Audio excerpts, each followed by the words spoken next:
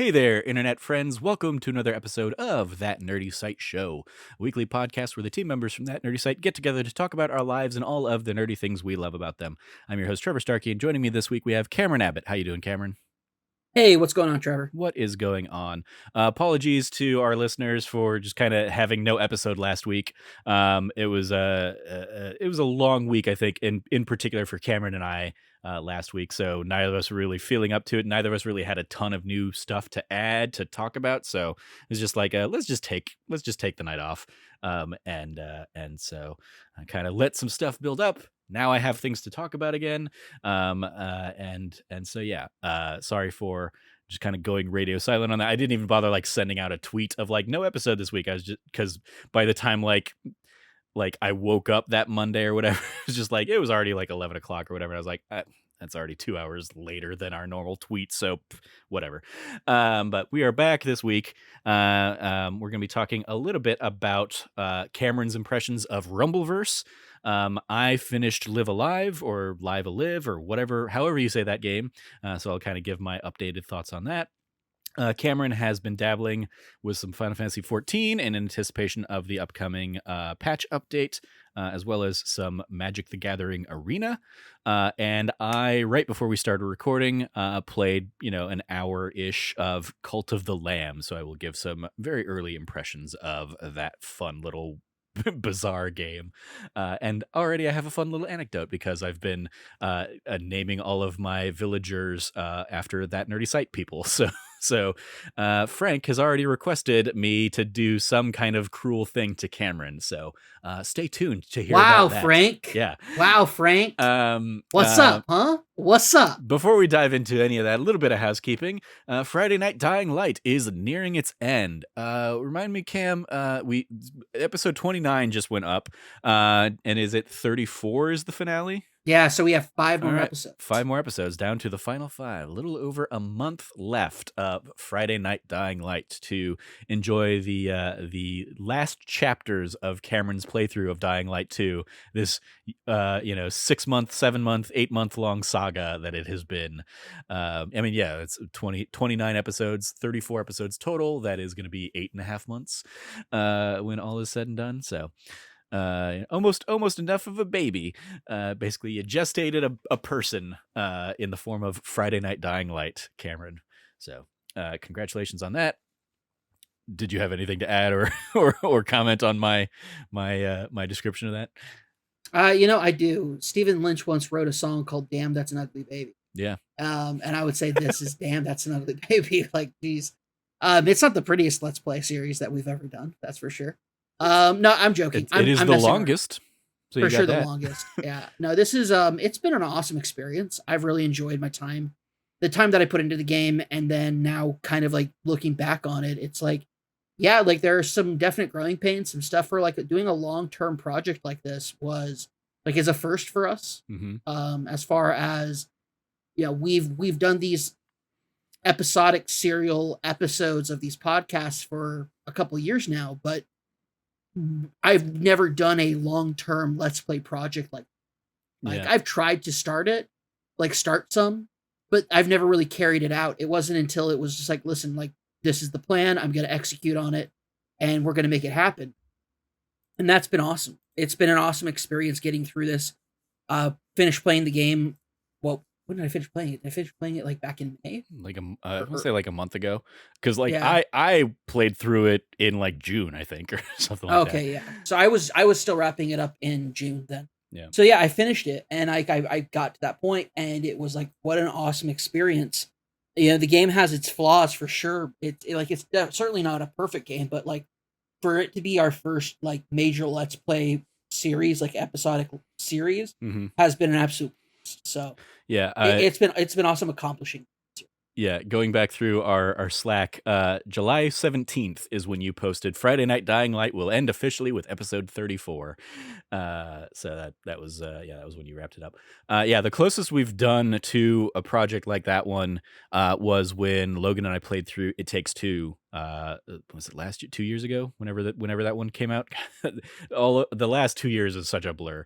But It Takes Two, where we played through that over like I think eight episodes, maybe 8 or 9. I don't remember how how long that series was, but it was basically like us just playing through the entirety of that game. But yeah, certainly nowhere near the scope of an open world RPG a la Dying Light 2. So shout out to you for bringing that project to a close here in the coming weeks. It's been an interesting year for kind of like limited run projects for us, obviously, with that and that Bond show as well. Which that Bond show, I guess the other housekeeping that I will shout out is Logan is, I think this is probably going to be the last piece that Logan puts for it. He hasn't talked to me about any others, but he finally has gotten his full movie by movie ranking of the Bond movies that is going to go up Monday around the time of this episode. So if you want to go find that over at thatnerdysite.com, you should be able to find his big epic, God, I want to say it was like 20 pages of a Google Doc that I edited last night, 2 nights ago. So lots of Logan writing with kind of just entries for each of the movies and his thoughts kind of summarized. So yeah, shout outs to our big half-year long projects that we did this year. Lastly, if you enjoy what you hear, please remember to like, subscribe, rate, review, share the podcast with your friends, all that fun stuff. So Cam, tell me, I've seen people talking about this game, during like play tests and stuff that they'd had earlier in the year, but Rumbleverse is finally out now. It's free to play. I just didn't bother checking it out myself. But tell me about your thoughts on Rumbleverse.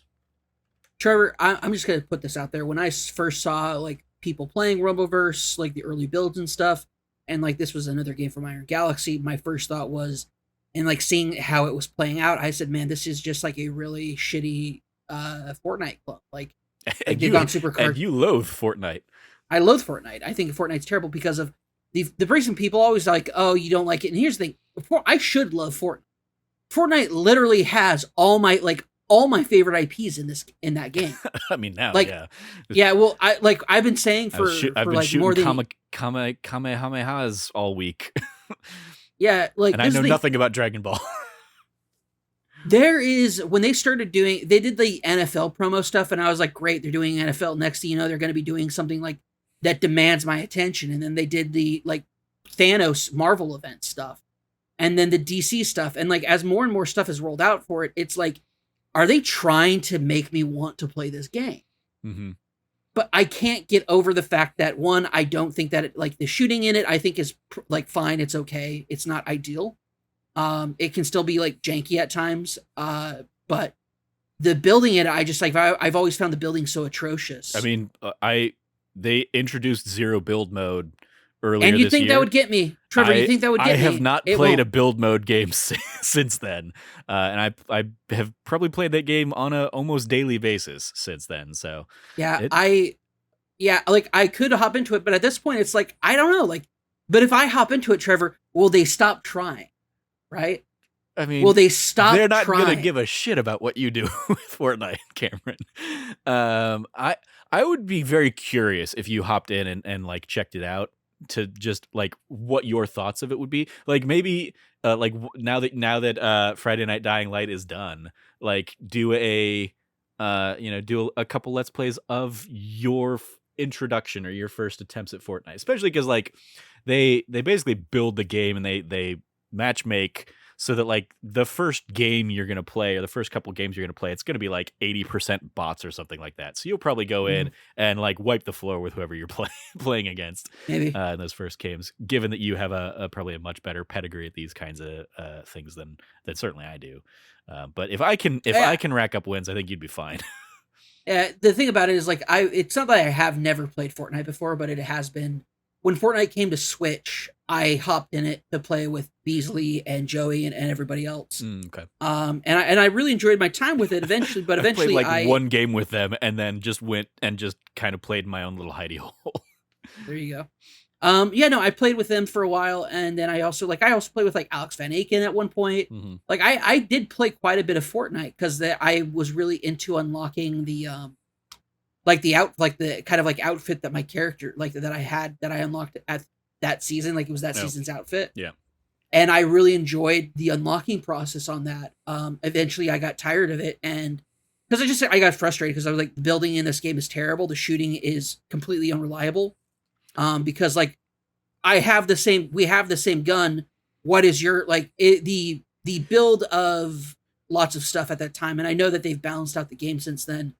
Because people talk about it all the time still, and so Yeah, the bloom is probably my like I will be like unloading clips on people and I'm like, I see the crosshair right on the guy. Why am I not hitting you? Like that's annoying, but it's also like I know that there are plenty of times where like that's affecting them and why so many shots are going wide against me as well. So yeah, I just think there's a lot of things about that game that are just janky as hell. well, anyway, let's talk about Rumbleverse. Yeah. Oh, yeah. Sorry. Talking about Rumbleverse. So when I say like I'm really not about that, Rumbleverse was kind of set up to fail for me. Mm-hmm.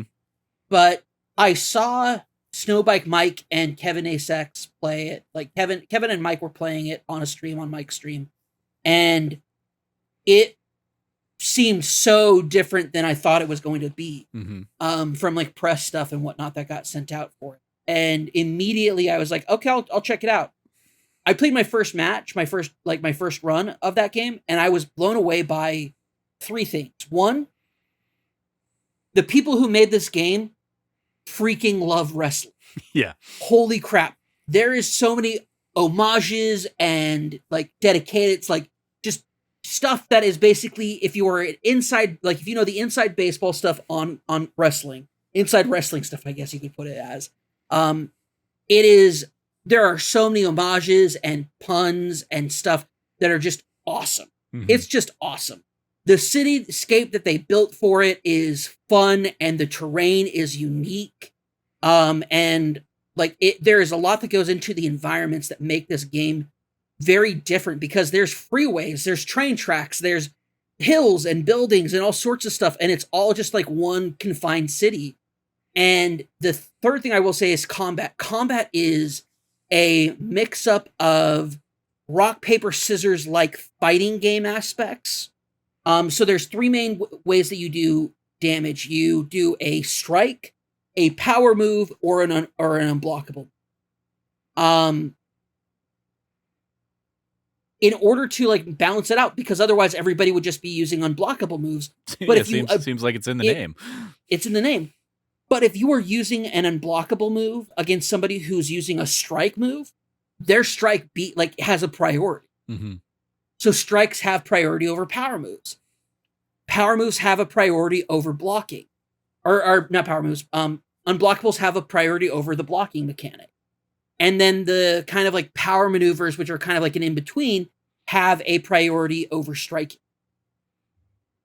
So like it's incredibly unique in a way that they are allowing, and they've taken it so you have like your basic strike move set, so you're never like totally lost. Like it's never like, oh, I didn't pick up a gun and so I'm going to get myself blown away in the first 5 seconds. You always have the ability to strike, and if people pick up a power and try to use that against you, you can do different things to avoid that. And like there's dodge rolls, there's all sorts of stuff, climbing, the way that they do this entire system of a stamina and health system rather than like just a health and shield system is really smart, because and then you have the balancing out of the upgrades that you pick up. You get these booster drinks that either boost your attack, your health, or your stamina. And once again, it's those 3 triangle things, so different builds help out at different times. A heavy stamina build will let you pull off move after move after move. And these techniques that you can pick up in these books that you read are classic wrestling moves, whether it's, they call it like Broken Emerald, where it's kicking somebody in the nuts. There is super kicks, there's choke slams, there's DDTs, there's suplexes, there's all sorts of stuff. But then there's also a great mechanic of, oh, I've been playing for a really long time and I really haven't been facing a lot of people. But as you play through, you pick up these silver stars, and these silver stars build up a meter, which is basically a super meter that puts you in a super state that you can do if you do your unblockable move. It does this crazy finisher that just takes out an enormous amount of health. I've gotten into situations where like sometimes there's an option where if you get like killed really quickly, you can do a comeback. And so you bounce back from 0 to having like a quarter of your health, and you can fight back through that. Like there's awesome stuff like that throughout that entire game that gives a little bit of a difference and a little bit of a niche to this game that sets it apart from other battle royale games. And one of my favorite things about it is the circle that closes in, it doesn't eat away at your health or your stamina. What it does is it counts you out. Okay. So if you're out for 10 seconds, you're eliminated. So it's never I got no fight and I got caught behind the circle and now I'm stuck. Oh, woe is me. It's I have 10 seconds to get out of here and get back into the circle, and it doesn't affect my health. And that's great also because when people attack you to push you out of the circle, because that's the thing, there's a lot of like distance maneuvers and things you can do to like bounce people around. So a way of like eliminating people would be easy, just like keep them out, wait until their health drops outside the circle, and then they die. But because of this system, it does the count out system, so it starts over every time you get bounced out. So you always get the 10, 9, 8, 7, 6, 5, 4, 3, 2, 1, and it doesn't affect your health or your stamina. Brilliant. It's a brilliant idea on changing up the mechanics of like and playing with the circle a lot more. It's just done so well. The loot boxes that drop, you bust them open and they can be filled with things. Your health potions are chicken, is like fried, like entire turkeys or like turkey legs. And then there's like Gatorade for the stamina stuff. It's really is unique. It actual like branded Gatorade? No, it's okay. It's like stamina drink or whatever it is they call it. But like the important thing is that it is like I think they call it sports drink or something. But it's really well done. The thing about it that makes it so much fun is that when I won my first game, I won it not because I was smarter than anybody. The other person was doing like crazy maneuvers to try to outplay me, but I knew what that person wasn't doing, and what they weren't doing is they weren't dealing with my strikes. And so I had a super kick move that I could charge, and so as long as I timed things correctly, I was super kicking this person every time they came at me. And they didn't pick up that if they had used a power move instead, I would have like been SOL. But they didn't. They were just so obsessed with doing these like grab maneuvers, the like unblockable maneuvers. But I was able just to counter it every time, and I love that aspect of it. Of like, oh, this person had an advantage on me. They were ready to take me out, but I bounced back and I was able to get my first win because of this. And ever since then, I have just been very, very fascinated by the way that different techniques and different powers moves kind of clash with each other. And like the maneuvers of it and finding like which is the best for my playstyle. And then like another cool thing about it is I landed on a giant like media tower, like television tower, and another guy landed by me and I was whooping his butt. And then he did a last ditch maneuver where he literally jumped into me and grabbed me and took me careening off the building and then like drove me. He had like a spear tackle. Hit me with a spear tackle, and I was like, well, whatever. You didn't charge it. Like, I'm going to be fine. Not from that height. No, not from that height. He took me all the way down, and I'm like, that was the coolest thing ever. I don't care that I got eliminated like that in the first, 15 seconds of the match. That was rad as hell. Like, that was so cool. And, the way that they do it is awesome. I've just been really blown away by how cool it is. The customization features are goofy and fun, and it's a whole lot of fun. That's the aspect of it that I walk away from this game is like they went out of their way to make sure they made a game that people had fun. And that everything about it is fun. It screams fun. You think, oh, Cameron, you want to play like the cool looking guy or like one of these characters? Nah, dude. I found a short, fat dude with a haircut and like just a short little fat round, like a short little squat dude who just is like bulky as hell and just like running into people. And like, I love that. I love that I was able to do that. It was great. Can you throw a luchador mask on him? Yeah, you can. Yeah. What was your luchador alter ego back in the early Kind of Funny days? Something Warhawk? Warhawk, because Warhawk lives. is Warhawk lives. Warhawk was Woody. Woody gave me that name because I was like, I was talking to Woody. I mean, I haven't thought about Woody in forever. Yeah. Woody, I was talking to Woody in line, and I was like, he's like, you need like a luchador name. I was like, well, what's a good name for like a luchador?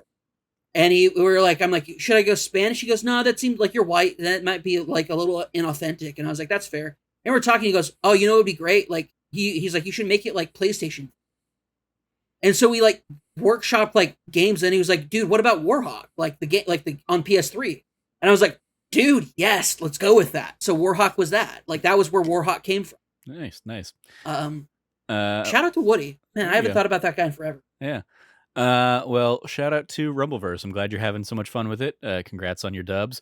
It is definitely a game that like every time I see like clips from like Sancho or like the Kind of Funny crew, since they did the big like launch stream stuff with it, like it's definitely that definitely looks like a lot of fun. I don't have the wherewithal to throw like or to switch up like the daily check-in game right now or whatever. Like it's in the same way, when we talk about Final Fantasy 14, it's like having like multiple ongoing games that you're trying to check in on. That's a lot. It is. We're not young men anymore. We when can't juggling everything else, when trying to do 2-3 podcasts a week, it's like that's a lot of stuff to try like squeeze into my days. But I'm glad you're having fun with it. I'm glad it's clicking for you. I'll be curious. I'll be curious to see the legs on this one, because it's definitely like I feel like every time we get one of these kind of like new approaches to battle royale, it gets a big old like initial spike, but does it have the legs? Like I feel like Apex was the last one that like really stood the test of time up against Fortnite, and even that, like I haven't heard or thought about Apex in a long time, but I don't know if that's just we run in different circles. I mean, that's obviously that's very true. I guess the people that I like, the people that I think about playing Apex, I don't hear them or see them talking about Apex as much as they did in the past. Like I don't know if Chloe's still playing it or if maybe she's just like out of my purview. But I mean, like even Chloe, I would say like I feel like she went from Apex to really into Final Fantasy 14, and so maybe now she's diving back into Apex a little bit. She just had her first Apex stream and there. No, the problem with Apex is that it went through like a really tough period recently where like it was just really janky and full of cheaters and stuff like that, and so they had to do like a big but yeah, no, I don't keep up with Apex, but Apex is like constantly I'm seeing like stuff about it. So like just following different people. Sure. A big thing about it was a big thing about Apex is that I keep an eye on it as well, because I'm waiting for the day like we finally get a freaking like Titanfall something 3. out of that. Yeah, Titanfall 3, yeah. Yeah, I'll be curious. Gosh, you got that. You got Overwatch 2 right around the corner. It's gonna be that is. I will say massive mistake from Blizzard. Go figure. Activision Blizzard made a massive mistake because they're no longer going to be putting out any more betas. Which is like, why would you not let the game that your league is advertising be played? Yeah. It's just a lot of bad decisions being made by people who are most likely on their way out. I mean, I will say like Rumbleverse, I thought had already come out because I've seen so many like people like hopping in and doing playtest stuff on it, I guess, or betas and stuff. So like it was very much like that game got around and got word of mouth because of those, because of people getting a chance to go hands on with it ahead of a final actual build. So I think that drove up interest on it for sure. Yeah. Because I knew that it hadn't come out yet, but I knew Sancho was constantly playing new playtest songs. Yeah. And streaming it. And so like my interest was definitely peaked on it, but I was more peaked on thinking like, man, this thing's probably gonna like fall flat, and it certainly does not. Like it is a hell of a lot of fun. Well, excellent. Any final thoughts before we move on? Yes, they recently put out a pack for like a costume pack in there. So they put out their first battle pass. One of the first stuff is the Bruce Lee like yellow black outfit, and it's sick as hell. Like shout out to that. Shout out to them knowing exactly who loves this game, because holy shit, like the battle pass speaks to me. Nice, very very cool. So we will hop over then to Live Alive. I still don't know how that game is actually supposed to be pronounced. I finished it. I finished it probably around last Monday, Tuesday. I don't remember. So like I would not have been done in time for last week's episode, which was another one of the reasons I was like, I don't want to talk about most of this game having not finished it. So I worked to finish it. Last time you and I talked about it, I had played through like the first bit of the prehistoric chapter, and you had played the first bit of the far future chapter from the demo. Mhm. Um, I continued playing prehistoric, and then I basically played through the game like chronologically by chapters. So the far future one was almost the last chapter. There is like one other one that opens up once you've done all of the main chapters. But yeah, like the distant future, the one you had talked about was the last one I really kind of like got as an experience. And I I will say like that game, knowing that the game came out originally in like 1994 or something like that, it was so ahead of its time in the way it was playing with like just all sorts of different genres. Like there's an entire chapter that instead of going around any kind of like overworld or anything like that, you're basically just doing a Street Fighter tournament, and you like it's a boss rush where you're playing as a fighter trying to like acquire moves from other fighters. So you go off and you fight the like very clearly Hulk Hogan ripoff kind of character, and you're trying to like get that character to use a couple moves on you. As soon as they use it, it's like a blue mage in Final Fantasy. Like you then know that attack and can use it. And so you're basically trying to get 2 to 3 moves from basically every one of the fighters to become like a super powered fighter. And that's it. Like once you fought an enemy, you can fight them again if you didn't get, the abilities or something like that. But it's like that entire chapter is just like 7 fights over and over again or whatever. And so like that's such a weird little thing compared to like the prehistoric chapter that I did that was like you know, no dialogue because it's pre-speech, but like, you're going through you're running around open air environments where you're getting into battles and stuff like that. Or the far future one that you did, which like yeah, apart from if you don't play that arcade game, and eventually you will be like forced to play it a little bit, but like apart from that, there's no combat in that chapter, and it is just a sci-fi horror genre send up of aliens and 2001: A Space Odyssey and those kinds of stories.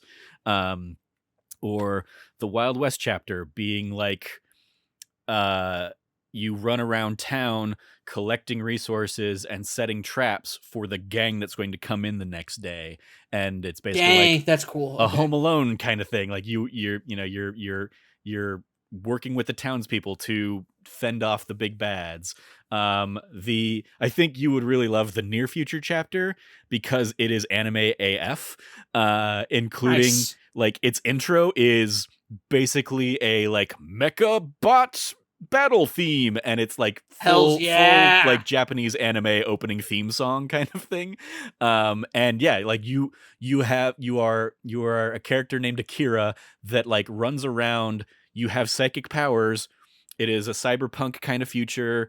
There are street punks all around that like you're fending off and fighting, and then eventually yeah, you just start controlling a giant robot, and instead of like street punks that you're fighting the military and their jets and their tanks in this giant like robot mech that you are controlling with your psychic abilities and stuff like that. And so Dude, hells yeah. like That sounds awesome. Holy like shit. the Edo Japan level is like it's funny playing it, it with Ghost of Tsushima in the shadows, because it is effectively like you are sneaking into an imperial compound, and you can either go through and just like hack and slash through everybody, or you can completely stealth it and go completely non-lethal until like the boss fight at the end. Or I guess there are some fights where you're fighting like demons, but there's basically like like you can choose to not fight the guards, the humans, the people around the thing, or you could slaughter them all if you wanted to.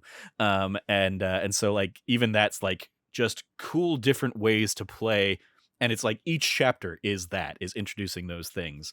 And so yeah, it was like such a fun. I will say like some chapters hit less for me than others did, but just the variety of that game was a lot of fun. And I will say, like, without diving too deep into spoilers, like at the end, like you start to realize over the course of the game that like each chapter you're playing, like the big bad, has similar traits. And effectively, like they are different iterations of like an all-consuming Lord of Darkness enemy that basically like pops up every few millennia or 100 years, or like in each of these time periods you're basically fighting different versions of this big bad kind of thing. And so the game kind of culminates with all of your heroes coming together to do one final chapter of big bad fight offs. Well, I just made the purchase. I pulled the trigger, made the purchase. I'm going to be playing Live Alive. I think you will really enjoy it, especially some of these chapters are buck wild. And yeah, it like just the variety of things. It is still all kind of like held within that like grid based combat is like the unifying factor across them. But yeah, just so much of it is just like taking these fun little weird approaches to each of the chapters, and all the different stories they're telling, the different um genres that they're really playing with and sending up. And yeah, just a lot of fun to live alive. Um and there were definitely like, it's weird because like there are some chapters that I definitely did grind a lot to like level my character up and make sure they were like super badass and OP or whatever going into the final battle. And then there were other chapters where it was like I didn't, apart from like a couple story fights, I didn't fight anybody. And it's like weird that then that somehow like finds a way to all come into balance in the end as well.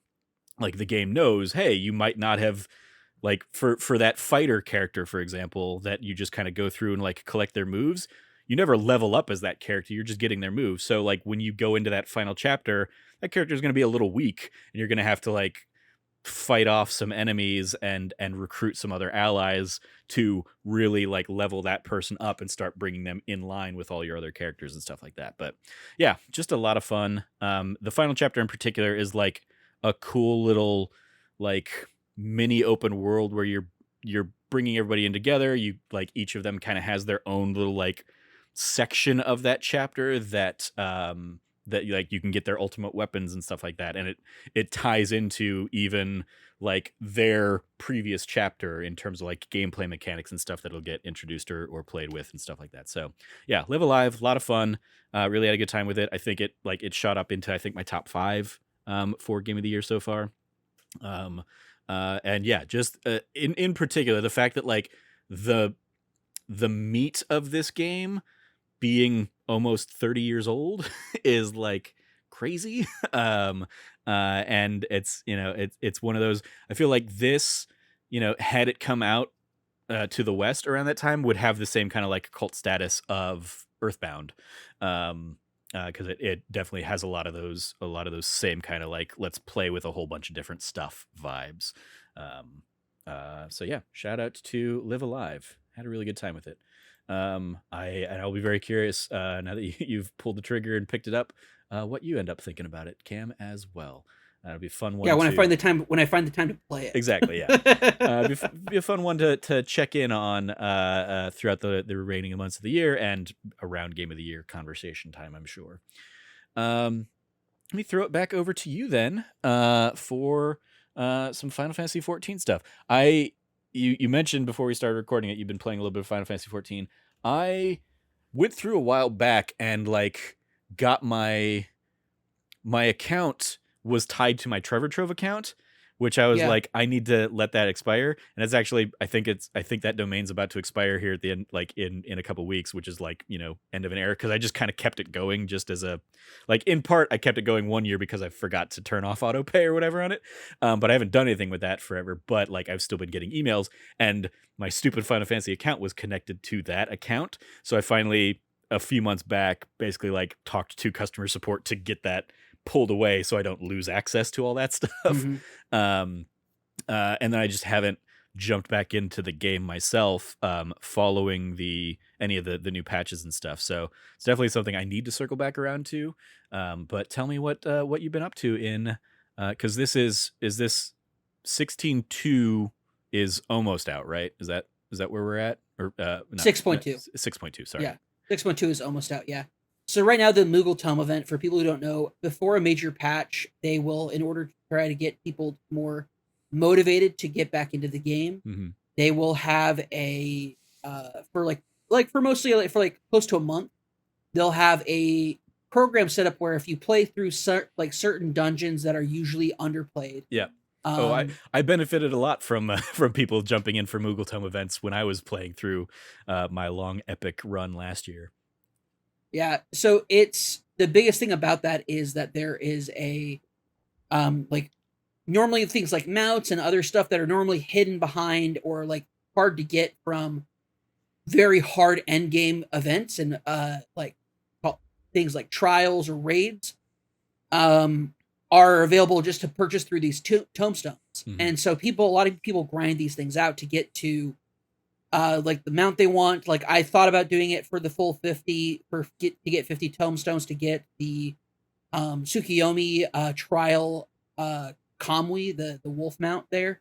But I ended up deciding not to do that. I didn't want to spend that much time in on it. Because it used to be, okay, I just need to run the Praetorium like you just 10 run that, times and I'm good. Like over the course of a month, run that 10 times. They've since broken up Praetorium into like 3 different sections. Oh. They changed that up. So now there is the Praetorium raid where it goes from beginning, and they also have like shortened it a bunch. So it's now the length of like a regular dungeon. Interesting. How's that work for like people who are playing for the first time? Do they still see the whole thing? Or do they get like match made with like different people for each part of it? So it acts as its own. So the first part acts as its own dungeon. Okay. And here's the thing, Trevor. The trust system is now throughout the entirety of A Realm Reborn. That's right. So people can just play that single player if they want. Yep. Nice. And then the raid is against Ultima Weapon is its own trial now. Got it. Okay. Yep. So it's broken itself in half and cut out a bunch of extra steps in content. You no longer have to go down to the sealed door and find that you can't get past it, and then have to run up and unlock get the 3 other key cards to make your way to the Magitech armor and have that like long ass Magitech armor cutscene anymore. That's gone. Like they've cut out a bunch of stuff to make it easier to go through. But holy shit, I can't stay. Like the cutscenes are still unskippable. I can't stand. Yeah, that doesn't. So yeah, there's that, and then from there you get the end boss fight is against Gaius, and then it's done, and that's great. And then and then the Ultimate Weapon is its own fight. I did both of those separately a couple of times, and like you still end up like if you do both, you still get 10, but you have to separately select to do both. Gotcha. And you can't just BS your way through because there's like a billion people there anymore. Yeah. Because it's all broken down into like 4/8 people stuff. Okay. Like the Praetorium dungeon now is a 4-person dungeon run.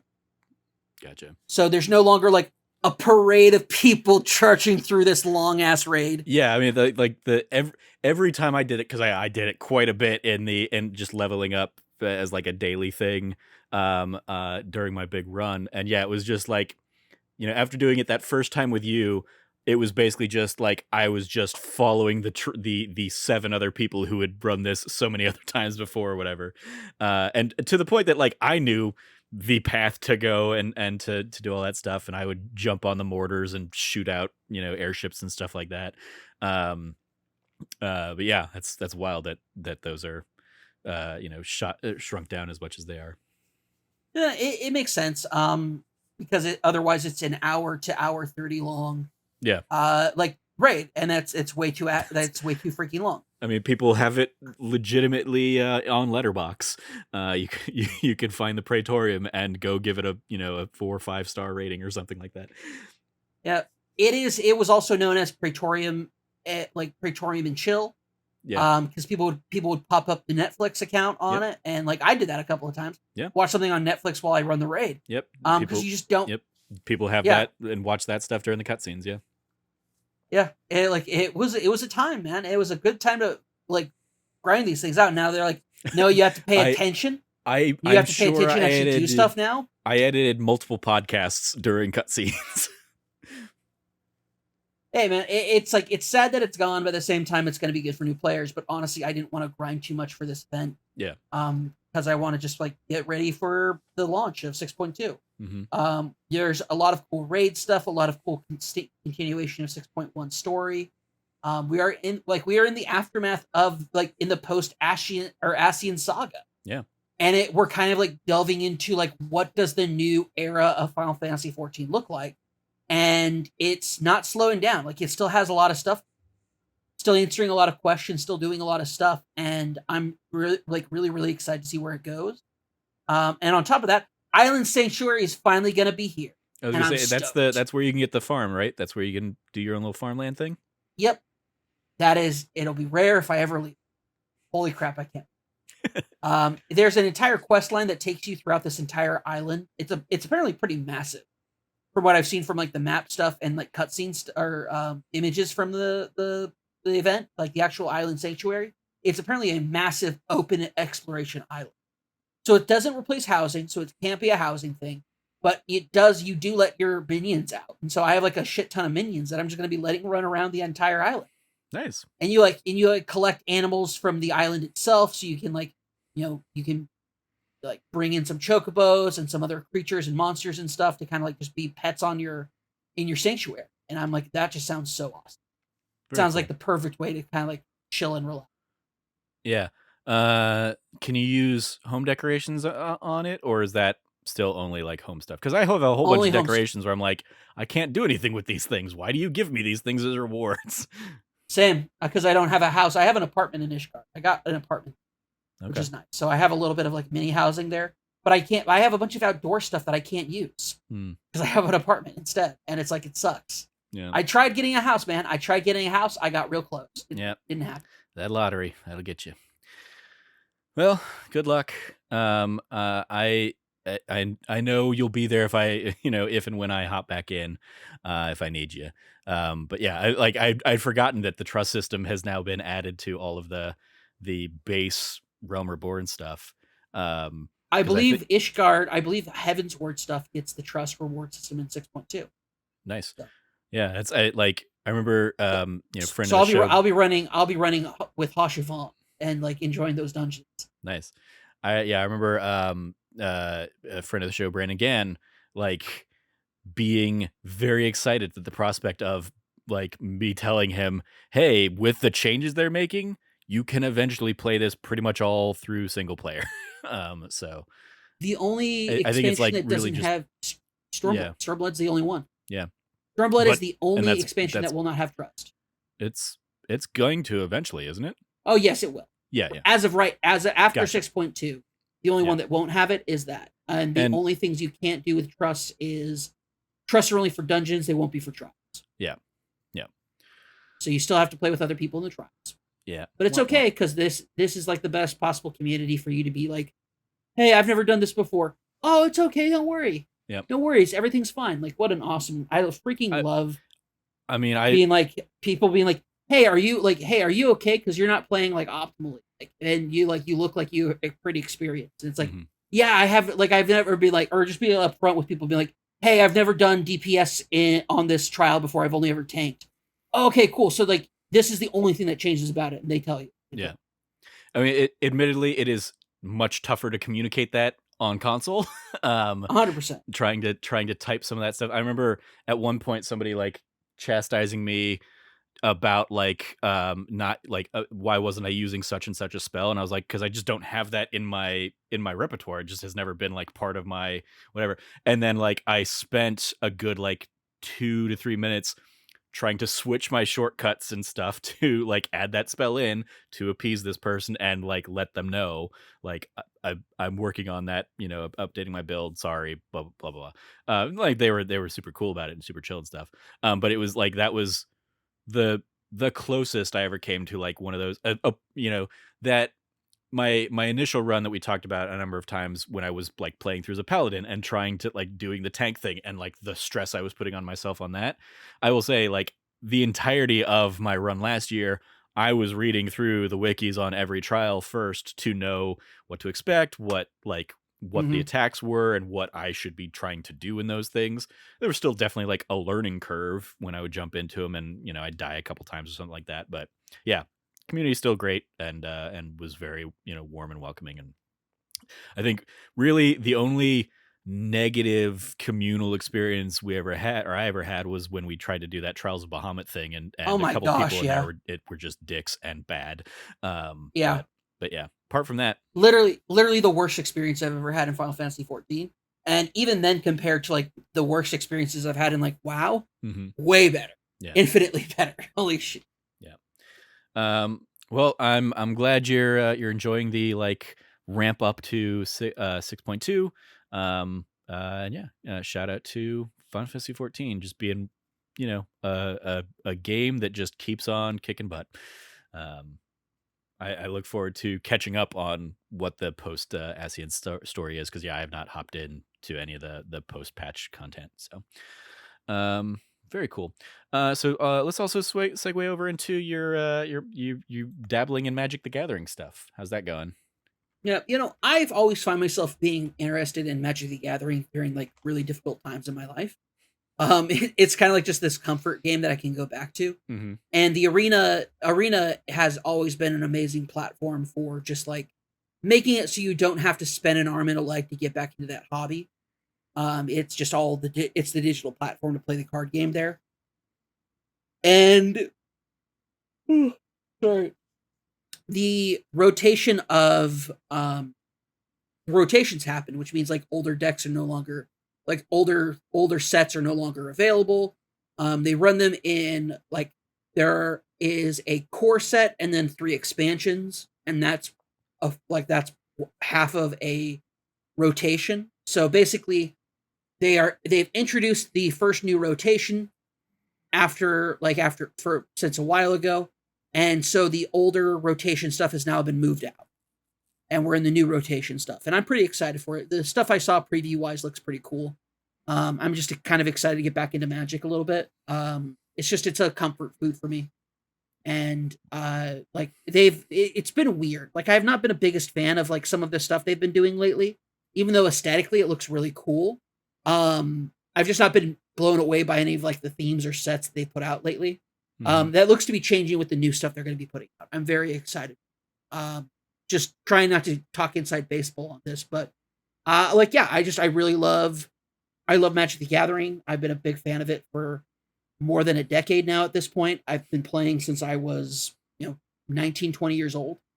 So it's been a constant and I love it.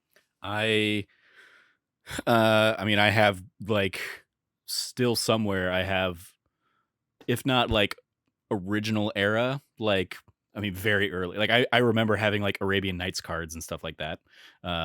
Very like early expansions and That's very early. Holy yeah. crap. Yeah. I mean like I was playing that when I was like in, third, fourth grade or something like that in so that would have been what 93, 94, some around there. Yeah, that's the And original printings of them. Yeah. still have like a ton of those early cards. Never had a Black Lotus. I always remember like even then that was like the card to get.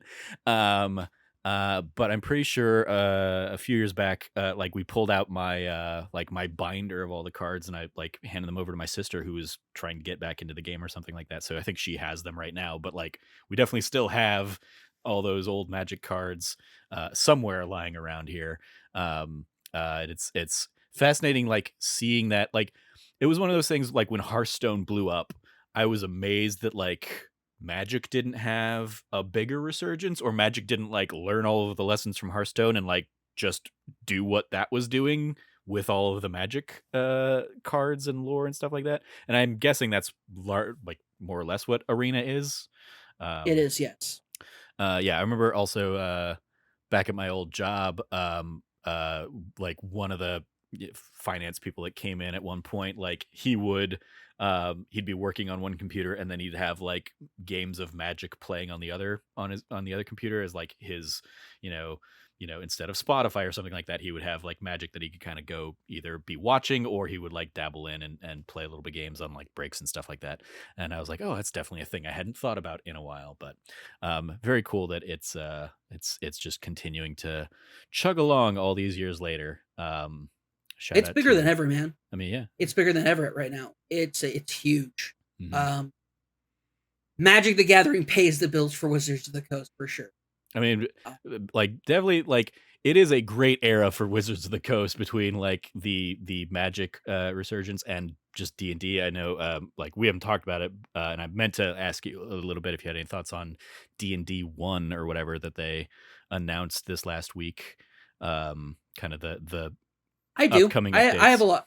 I have a lot of thoughts. We can talk about that another time for sure. Yeah. But yeah, like I don't know everything about it. I was not paying too much attention to what was coming out at Gen Con, but Mhm. I will summarize by saying what I saw. I'm a fan of. Yeah. So I mean, yeah, the way I've seen it kind of being described is like they're doing away with additions. It's like, sure, until we all start calling this 5.5 or 6E or something like that.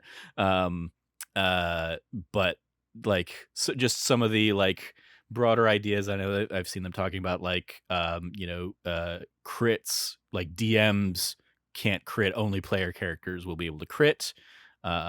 Is like a change they're incorporating. It's like, that's cool, but I think like a number of DMs will probably be like, yeah, but also we're gonna still keep that, like we can crit too. yeah, it's the big thing about it is they're like they are making and this is the big thing is what I like what they're doing with it. Well, let's just talk about it. Let's get it. Sure. But um, what I like what they're doing with it is they're making it a simpler entry point to play a DM. Mm-hmm. You don't have to worry about critting your players. You don't have to worry about this, or this. There's a lot of extra stuff that goes into being a DM that they are kind of like moving away from, which are like, let's simplify the rule set. Let's make these things let's make these other things easier.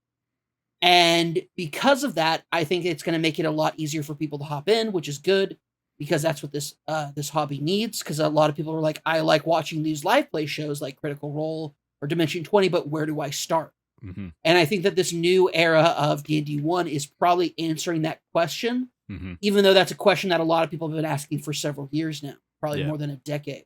The reason why, and the thing they're saying about why there's no more editions is the move from 3.5 to 4th to 5th is 5th edition and 3.5 and like the three. So for people who don't know, there was a 3rd edition that was not very popular, and they put out 3.5, which was like a complete overhaul of what 3 was trying to do. And so 3.5 is like considered like a definitive edition of that game. Mm-hmm. And the transition, so 5th and 3.5 have a lot more in common than 4th. Yeah. 4th was an answer to basically how do we take what is a very overly complex, multi-book needing like game to get into that isn't really like the opening and the option to actually be a game isn't very big on it. And so they gamified basically every single aspect of not Final Fantasy, D&D, to make it easier for people to hop into. And it worked. 4th edition was crazy popular. It was really, really good.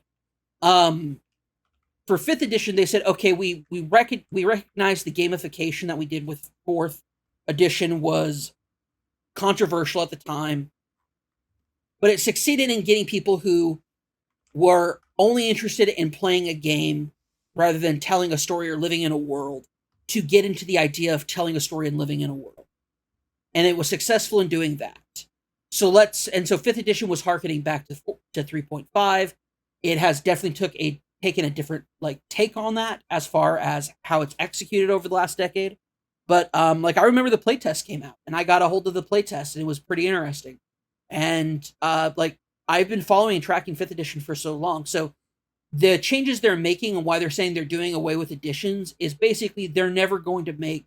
That's them saying basically they're never going to make another significant change like you saw with 3.5 to 4, and then from 4 to 5. The era of the gamification is over. It is more so, let's make it easy for people to tell stories with this game. Mm-hmm. And they're exploring that atmosphere of it, and I like it, and I think it's cool. So yeah. Yeah. Yeah. Like I admittedly have not looked into a ton of one D&D stuff, but like the handful of like clips I have seen or stuff, it's like that like it is a fun, exciting time to potentially be getting into D&D It is. on my end as I continue chugging through Critical Role. I'm to like episode 41 of campaign 1 now. And I'm continuing, all the Dimension 20 stuff, continuing to watch all that stuff. So, Have you been watching a Court of Fate and Flower? yep.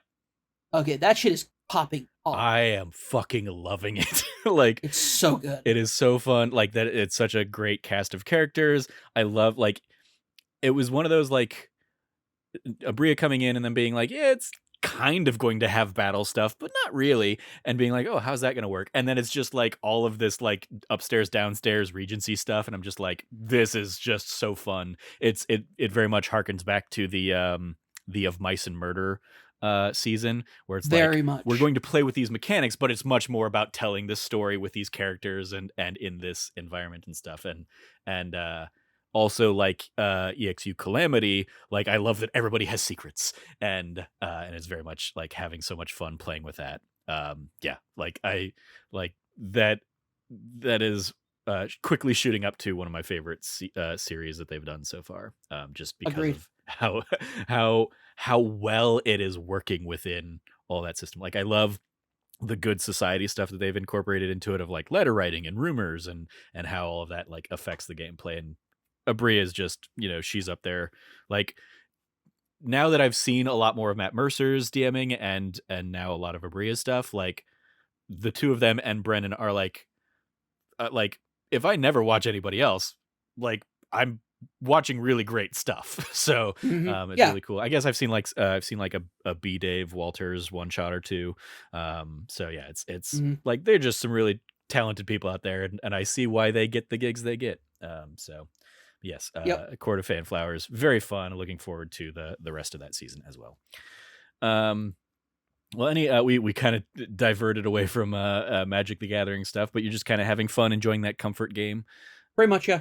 Yeah, nice. Well, wasn't much else to say about it. I was like, I guess I could talk a little good. bit about it. I don't want to get too into the weeds on it because, like, honestly, this isn't a Magic the Gathering podcast, nor should it be. It's. I mean, it is very easy to get into the weeds on that game, and despite there being a period of my time where I was very in the weeds on it, I'm definitely not now, and know that I would get very, very lost very quickly in trying to like relearn a lot of that stuff. It would very much be like, oh, this isn't like riding a bicycle. You have a lot to relearn about this game, and tapping cards and all the.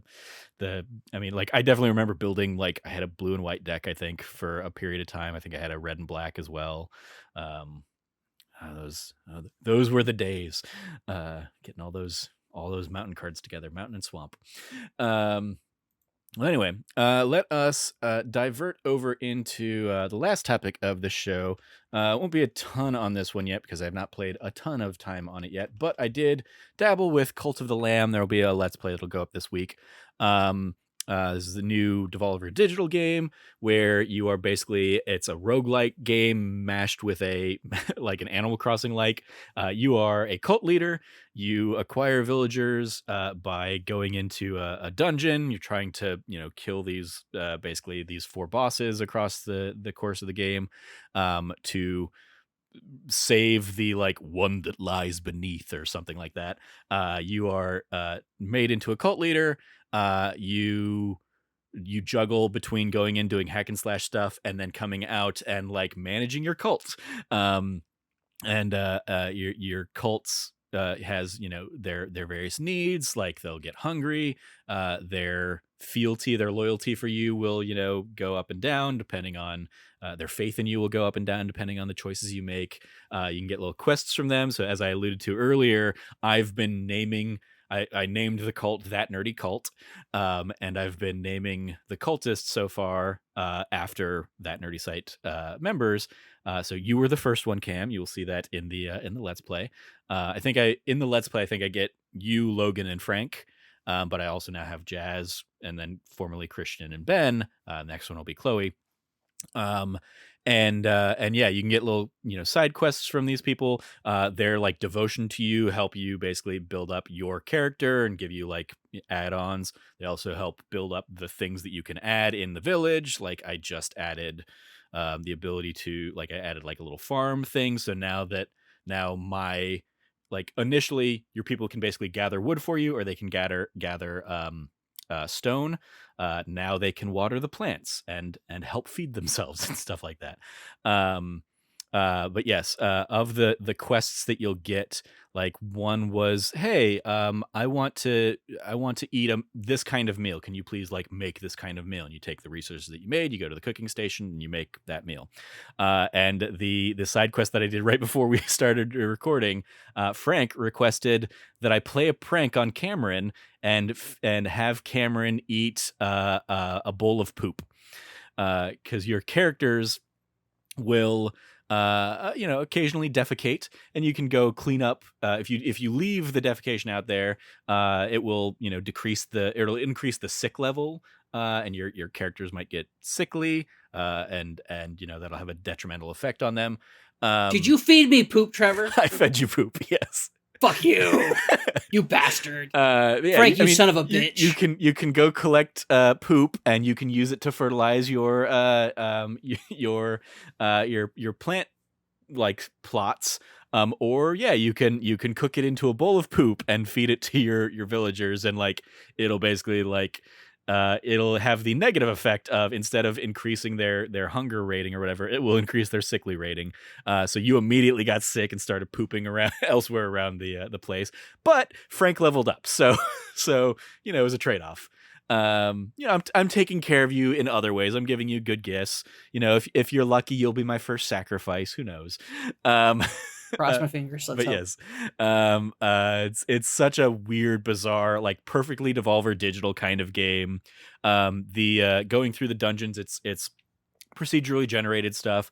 So you'll go in, you'll fight enemies, hack and slash. There's like a dodge roll thing. You'll get different weapons. You'll get different spells that like you can change in different rooms of the dungeons.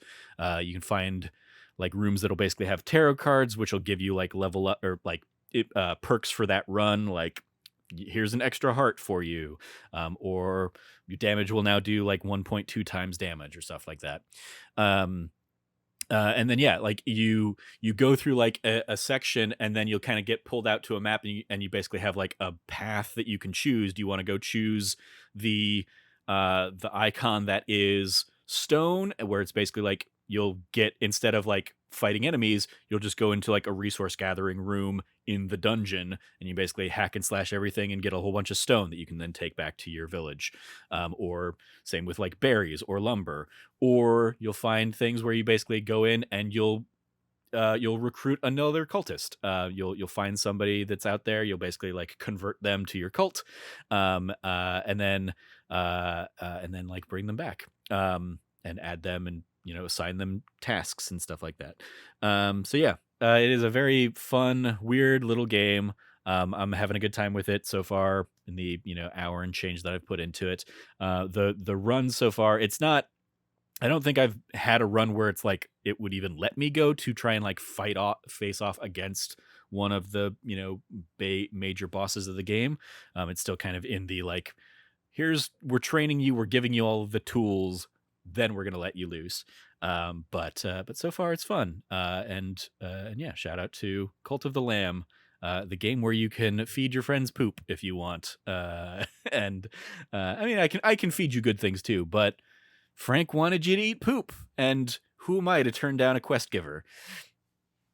Son of a bitch, Frank. Maybe your character will tell me to sacrifice Frank down the line. Somebody else did. I think Jazz told me to sacrifice Frank, and I was like, I'm not ready to kill off any of you just yet. But feeding you poop, Jazz had the right idea. Feeding you poop, I was fine with. But yes, fun little game, Cult of the Lamb. I look forward to seeing how it continues to play out. As I understand it, I mean, it can probably be finished in in like a 10, 15 hour, 20-hour block. So we'll see. We'll see if I have finished thoughts for next week. But it's the kind of game that like you can do a whole bunch of different ways and play a whole bunch of different times and have fun. So yeah, shout out to Cult of the Lamb. I think that is gonna do it for this week's episode. Thank you, Cam, for joining me to sit down and chat about all these things. Sorry for feeding you poop, but it was very funny. Unfortunately, the poop did happen off recording, so I don't have that like saved in the in the Let's Not even Play. for content. You didn't even do it for content. No, it was it was because I was waiting for you because you were late for the podcast recording. So, there you go. Turnabout is fair play. You can follow all of us. Let's go around the metaphorical table, making any plugs we have. You can follow Cameron at Rev Cabot, 2 B's, 2 T's. Anything you want to give a shout out to there, Cam? I do. I want to give a massive shout out to That D Plus Show. We just had the episode on She-Hulk. We have a lot more coming up in the next few weeks. A lot of stuff is coming out on Disney Plus, so like keep an eye out for That D Plus Show. We got a lot going on. Yeah. One of the things that I was looking forward to doing, and I don't know if we'll be able to do it now, Avatar has been pulled from Disney Plus, and I definitely want to do an Avatar episode in the lead up to the Avatar sequel because I've never seen the first Avatar. But I think it got pulled because I think they're doing like a re-release of the first movie in the lead up. So they're probably like, hey, go see it in theaters. And then we'll put it back on Disney Plus before the sequel comes out. Fingers crossed.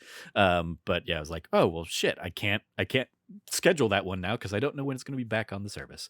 But yes, go check out That D Plus Show. Logan and I sat down and talked about the first episode of She-Hulk recently. We both really enjoyed it. So far, didn't reach the highs that both of us had for Miss Marvel, but it's like we have an entire series of Miss Marvel to go against versus the singular episode of She-Hulk. But She-Hulk definitely has some good potential. I'm looking forward to seeing where it goes from here. And Cam and I talked about it for a good half hour before we started recording. So also fun there for chatting. I will also give a shout out to, as I said at the top of the show, Logan's piece on his Bond show final rankings of the 25 movies. Go give that a click and let Logan know what you think about his rankings and his sad devotion to the bad early eras of James Bond. Go let them know about that. As I said, also this week we'll have a Let's Play for Cult of the Lamb. If you want to watch my first half hour, 45 minutes, I don't remember where I cut that off, but first chunk of Cult of the Lamb, couple runs in the dungeon and little bits of building and stuff. Yeah.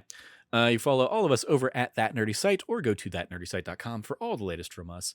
If you liked what you heard, once again, please rate, review, like, subscribe, share the podcast with your friends, all that fun stuff. Thank you for listening. As always, stay nerdy and be good to each other.